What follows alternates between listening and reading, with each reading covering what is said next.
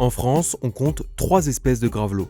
Le grand gravelot, le petit gravelot et le gravelot à collier interrompu. Ce sont des oiseaux limicoles de petite taille et aux petites pattes avec un bec relativement court.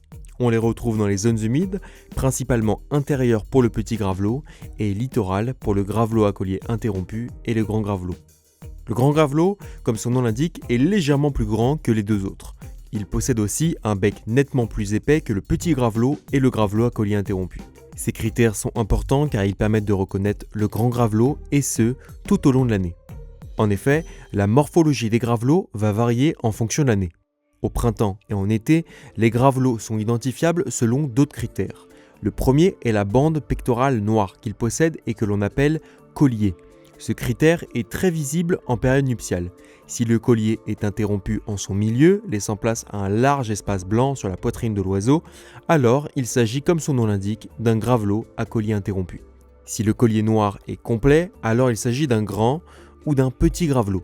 On différencie alors bien le gravelot à collier interrompu des deux autres.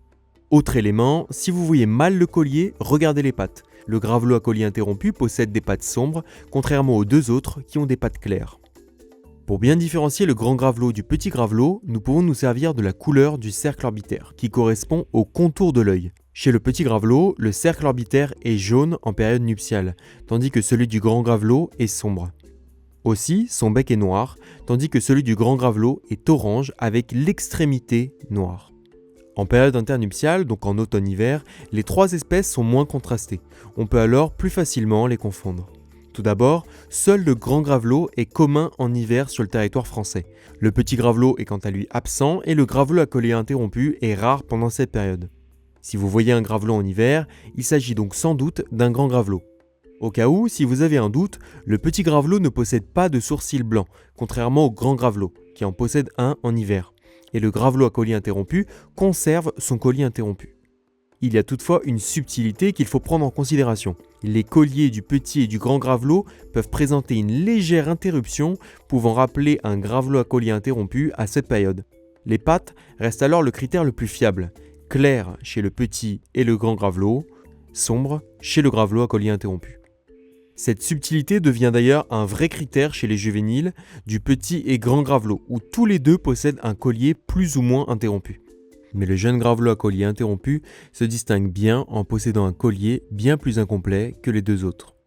Pour distinguer le petit du grand gravelot, le petit gravelot possède un sourcil de couleur chamois, contrairement au grand gravelot qui a un sourcil blanc très évident que ne possède pas le petit gravelot.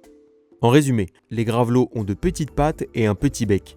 Le grand gravelot est reconnaissable toute l'année par son bec épais. Cette espèce est aussi légèrement plus grande que les deux autres.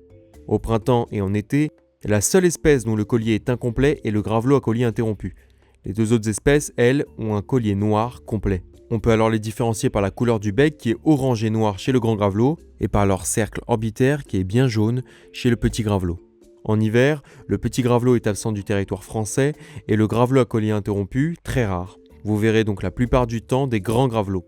Mais si on a un doute, le gravelot à collier interrompu a des pattes foncées, tandis que les deux autres espèces ont des pattes claires, et le grand gravelot a un sourcil blanc que ne possède pas le petit gravelot.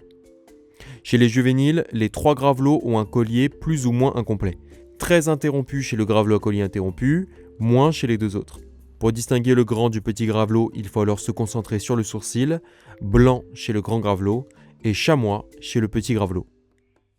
Allez, maintenant que vous savez tout, on passe aux exos.